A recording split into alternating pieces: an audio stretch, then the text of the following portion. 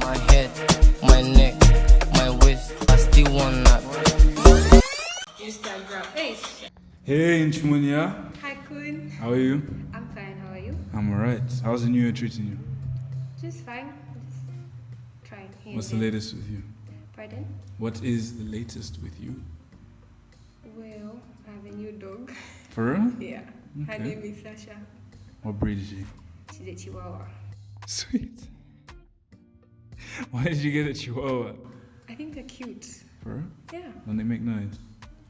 No, I just love how they look. Alright. Yeah. So, for the audience who doesn't know who you are, could you please introduce yourself? So, who are you? Well, my name is Nchimunya Sasha Chilemah. I'm a law student at the University of Lusaka and I'm a hustler.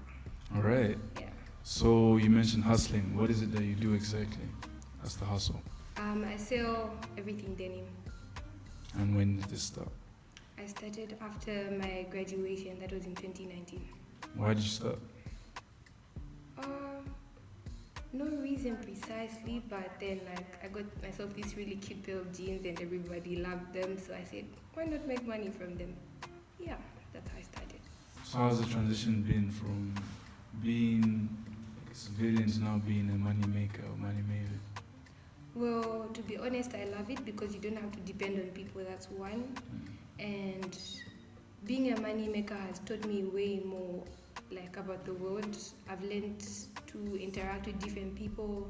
I've made actually like better friends from my clients, and I've learned patience. For real? Yeah. Could you speak more about that patience? What are some of the frustrations you face being a money maker? One of my best clients actually, her name is Jessica. Like she usually wants her stuff done like then, and then you've got another schedule that you have to deal with, and then you have to put her in your schedule. Like it's demanding, and then you have to meet their deadlines, you have to meet yours. Yeah, so you have to learn to handle people as they are, and then you need to learn to take your time when doing the designs, and yeah, like there's just so many aspects of patience that I've learned from my business. And do you struggle sometimes striking a balance between the two? Like work life, school life?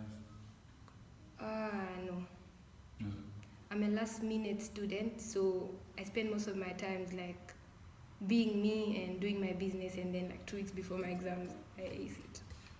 How's that been working for you? Well, I'm going to third year, so I'm guessing it's brilliant. Okay. Yeah. So will you talk a little bit more about the law course? Law's been my passion since 5th grade. I was one of the best students at Iwenga, like history to be specific, so I thought maybe like this is meant for me. And when I came to uni last, I found the environment really lovely, and I knew that's what I was supposed to be. And my grades are always okay, they're not always good, but then like I've never really gotten grades to like discourage me, so I feel like my career is going fine and it's where I'm supposed to be. So what inspired the dive into law then? My inspiration came from my seniors when I was in 5th grade. They used to tell me about what they used to learn, Shaka, and like different branches of history, civic education. So like I got my interest from there. I said, this is interesting. And then like how I was able to remember the dates and all that, I said, this is my passion and I'll ace it. So you're an avid reader? Pardon? Are you an avid reader? Do you read a lot? No, I don't. You don't read a lot, but you're a law student. Well, my memory is photogenic, so I think that's how I'm making it. Is it? Yeah. What? So what, like you read something and you just retain it? I think I have to read it like twice. When I read it once, I'm fit for an exam. When I read it twice, I'm fit to know it for a really long period of time. When did you learn your memory was like that?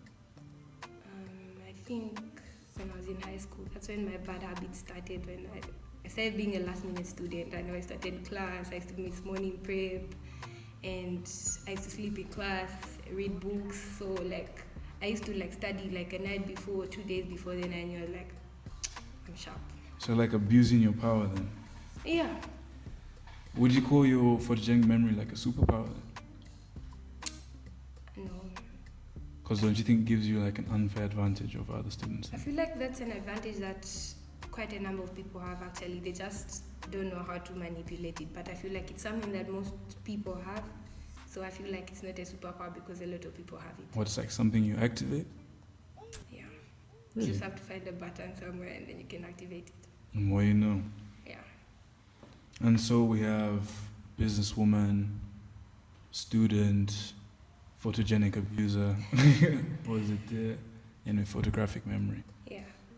And what's the dream going forward with all this that you're doing?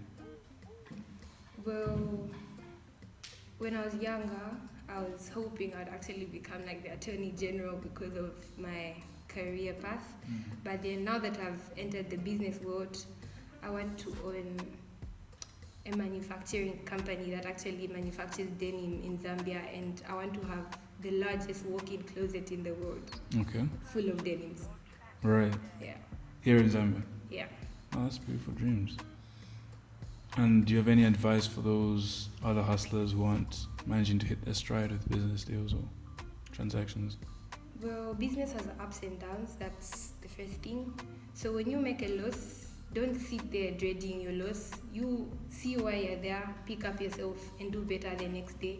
And I feel like the biggest advice that, like the biggest piece of information, I don't know what you can call it, that every hustler should know out there is that don't buy assets that don't bring money to you. Yeah, because those are just liabilities. So if you're going to buy something, it should bring you money. Buy a car, make it an Ulendo, let it bring money to you. Don't buy a car and start flexing all over the city. Like, buy assets. Don't be a middle class thinker or a poor person. Before I let you go, can you talk more on that Think and Grow Rich? Because you mentioned assets and liabilities. Could you explain that a bit more for people who don't understand? I don't know how I could illustrate it. But Use the example of the car. Yeah, so like it's a common practice for like, I've seen most people my age, those doing Forex, they're doing quite well, people doing different businesses. It's a common habit to have a dream. I want to have a Mercedes, I want to have a what. Then someone will buy a car and start moving around, and then those things drain you because you have to service the car, you have to buy gas for the car, you have to do so much for the car. Instead, if you're going to do that, like those expenses that come should be something that enriches you. So if you're going to have the car, get something that has low consumption, get something that needs servicing that's cheap, and make money from it. So like after you use the cars and Ulendo, you keep multiplying the cars, and like, yeah, you only start enriching yourself with assets when you have assets that can pay for those assets. So like, how can I put it? I can say you can't get a big house now because you need to, there's plumbing, there's maintaining the house, there's so much to it. So at least if you've got a big asset, like you run real estate, there's so much money. So if you can get money from there to fund the big house, then that's fine. But if you don't have another source to fund that, then no, that's a liability. So to conclude, do you think everyone should have a side hustle?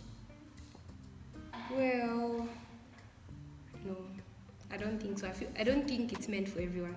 Really? I feel like Yeah. I feel like life is like the brain. It has parts which have different functions. We all can be hustlers.